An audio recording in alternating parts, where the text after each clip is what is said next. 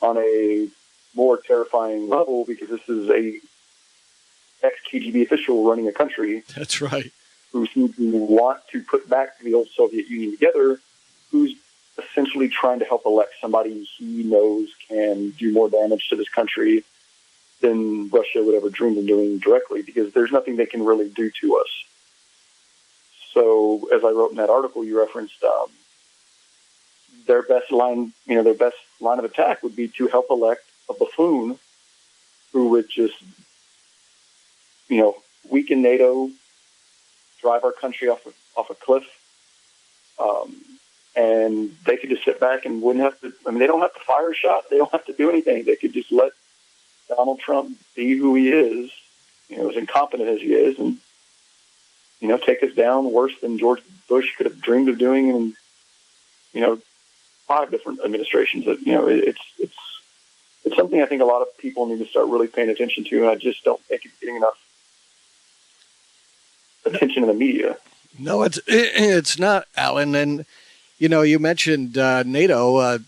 Donald Trump has said he believes NATO is kind of passé, obsolete, and he might think about getting out of NATO, and he thinks NATO should be disbanded. Who in the world would think that's a good idea as a NATO member?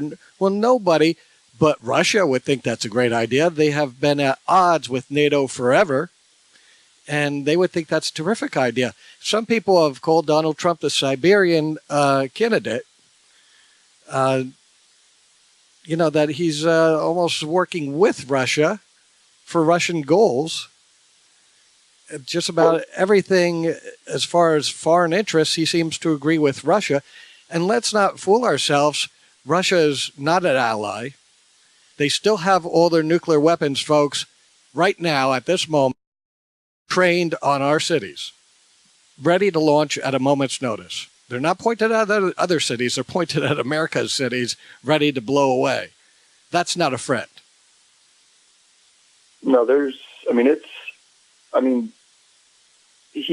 would be unlikely he would ever be able to do it. But you have a Cold War era mentality, like I said, ex-KGB official running a country. And he's run, the way he rules he rules much more like a dictator than he does a president. The media is controlled. Everything's propaganda. He is, the elections, who would trust? Look at their Olympic team. Basically the entire Russian Olympic team was banned because they're caught cheating. It's very Cold War, Soviet Union era like, the way they're behaving. As long as he's in charge, they should not remotely be considered friendly at all. I don't think it's as bad as it was, during the decades of the Cold War, but it's clear he's trying to make it that way again. Only this time, Putin is extremely intelligent. He's not an idiot. Trump's a moron. Yes. He's just he's a great salesman. I'll give him that. Trump is a fantastic salesman. You hit him on something, he'll just roll and just keep going and just keep going. He knows how to sell.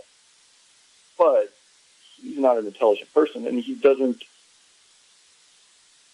his mind is not large enough or advanced enough to grasp all of what's going on. And, for him, this is just about winning. I don't think he wants to be the president. I think he wants to be the president, but he doesn't want to do the president. No, he just wants a title, right? He wants a title. I think he's a lazy guy. I've said this before. I think he's a lazy, likes all the attention. He grew up a rich, spoiled kid, and he's gotten all this attention over the years in the media, and that's what he likes. But I don't think he's, as you said, too intelligent. He's not interested. He doesn't study. He's totally interested in knowing the minutia of the workings of foreign relations and the leaders' names or anything like that. He's proven. So it's going to be really interesting to watch him in debates, because Hillary's a wonk on all that kind of stuff. She's up on all of that. She knows all the names, knows all the different countries, and he's totally disinterested. It's going to be very interesting to see how he dances around.